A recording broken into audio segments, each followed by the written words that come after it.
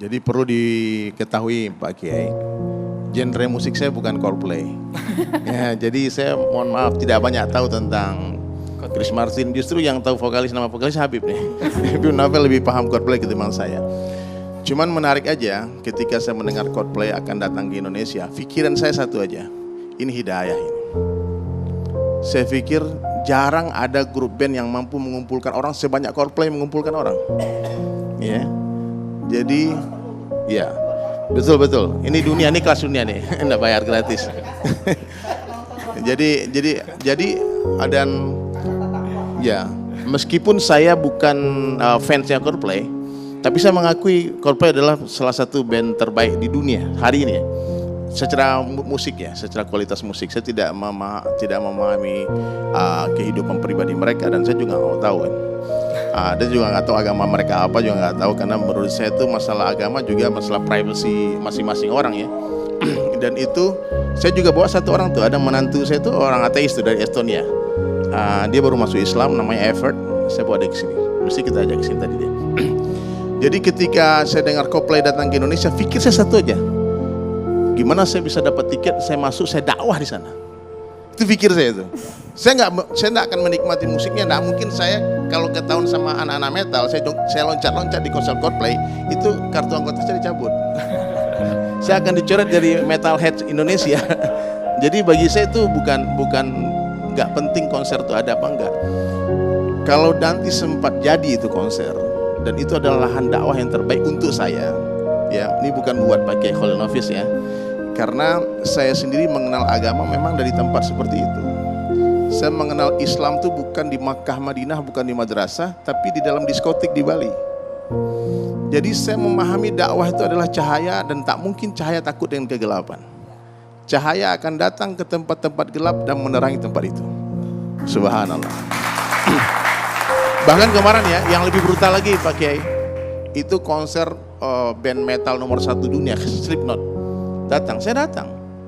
Dan dari pintu gerbang konser itu, semua metalhead cium tangan sih, minta doa, dipeluk, ada yang menangis. Bahkan ada beberapa orang bule-bule itu datang, dibilang dari puluhan ribu orang datang, kamu sendiri yang berbeda pakaiannya. Saya bilang inilah pakaian metal yang sesungguhnya. Nah, jadi mereka tertarik ternyata dengan penampilan saya yang berbeda datang ke tempat seperti itu. Dan saya menunjukkan kalau saya punya rasa cinta kepada mereka, sayang kepada mereka, karena semua yang hadir itu puluhan ribu itu adalah umatnya Rasulullah SAW. Yang mana kita harus menampakkan kepada mereka kita sayang sama mereka. Kita tidak benci sama mereka. Tapi apa yang dilakukan sama Habib Novel Babumin dengan teman-teman 212 itu adalah sebuah tarbiyah juga. Sebuah peringatan penting itu ada. Kalau enggak nanti bablas. Nah, kalau beliau enggak ada, nanti malah itu bendera berkibar di mana-mana. Saya yakin nanti kalau sempat dapat izin untuk Coldplay datang, tidak akan ada itu. Kalau dia berani kibarkan bendera itu berarti dia cari masalah.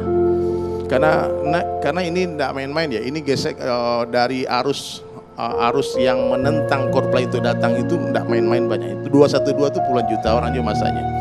Jadi ketika saya sampaikan tadi di sosmed saya akan datang di acara ini, itu komentarnya banyak yang mendukung 212. Untuk menyelamatkan iman umat, nggak perlu lah kita nonton Coldplay datang daripada harus nanti terpengaruh oleh LGBT dan sebagainya. Dan ditanya, Ustaz ini nonton nggak? Saya bilang, saya nggak tahu lah nanti karena mahal banget tiketnya. Mahal banget tiketnya. Bahkan saya lihat ada di akun-akun sosmed, ya itu sampai orang sampai pinjol-pinjol naik katanya kan. Nah ini kan sudah meresahkan. Oke. Nah, jadi Dery Sulaiman tidak takut dengan konser Coldplay. Ustadz Dery, tapi seperti ini.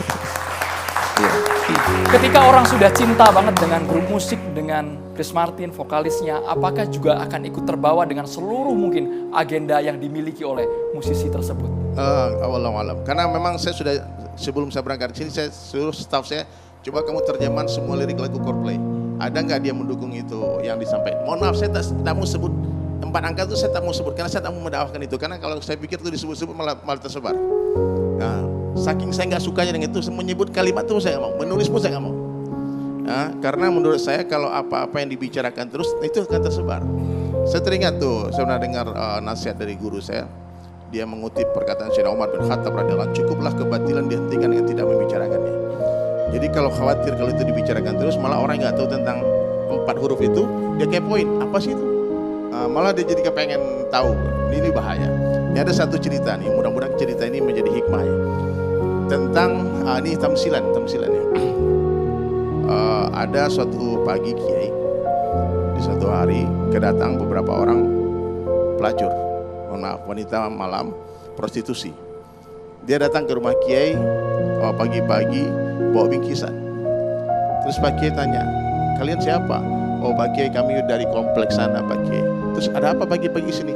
Kami mau silaturahmi, minta doa Pak Kiai, dan sekalian mengucapkan kalimat terima kasih. Terima kasih apa? Karena semalam Pak Kiai omset kami 3 kali lipat naiknya. Terus lah hubungan sama siapa? Karena beberapa orang tamu yang datang itu kami tanya, yang baru-baru itu, kalian tahu kami di sini dari mana? Dia bilang Pak Kiai yang beritahu. Oh fitnah itu, nggak ada. Coba Pak Kiai ingat dulu. Ternyata dia ingat. Ketika Pak Kiai tadi khutbah Jumat, dia berkhutbah dikatakan, hadirin sedang jamaah Jumat dirahmati Allah Subhanahu Wa Taala. Ternyata di kota kita ini ada tempat prostitusi terselubung, pelacuran terselubung. Wala taqrabu zina, jangan dekati zina hadirin, bahaya. Itu di jalan itu, di belakang gedung itu mereka di backing oleh orang-orang. Jangan ke sana hadirin. Jumat. Ini jamaah kan semua nggak bodoh. Dibilang jangan-jangan doif ini. Ini sahih apa enggak nih? Ternyata semua orang yang mendengar ceramah Pak Kiai datang ke tempat itu. Penasaran. Nah, jadi saya khawatir benar ini apa yang kita bicarakan hari ini menjadi sarana promosi buat IO. Malah omset malah tambah banyak lagi. Jadi naudzubillah min dzalik. Jadi saya khawatir ini, mohon maaf ya, kalaupun nanti ada penolakan, ditolaklah dengan cara elegan. Karena saya ketakutan itu ketika mendengar ancaman mengepung airport. Dan itu kan nanti kita yang akan kena dampak banyak di dunia mata internasional. Jadi kalau harapan saya, semoga semua personil Coldplay Allah beri hidayah, amin. Kalau dia sempat datang ke Indonesia kan 5 kali dia dengar azan tiap hari. Subuh dengar azan, subuh dengar azan. Itu pikir saya. Tapi nanti kita nggak tahu, nanti November tadi kan belum terjadi. Ya. Urusan Allah. Soalnya kita ngeri, Pak Ustadz, ancaman PA 212 kalau memang melanggar ngepung Bandara Soekarno-Hatta. Wah. Enggak, memang saya berterima kasih kepada Habib Naufal ya. Telah mengingatkan bahayanya itu ya. Dan mudah-mudahan apapun nanti hasilnya, mau jadi apa enggak, kita semua tetap berdakwah. Ya. Kita semua tetap mahabbah kepada umat Rasulullah SAW. Ketika melihat ada orang sakit, kita benci penyakitnya bukan orangnya. Ya.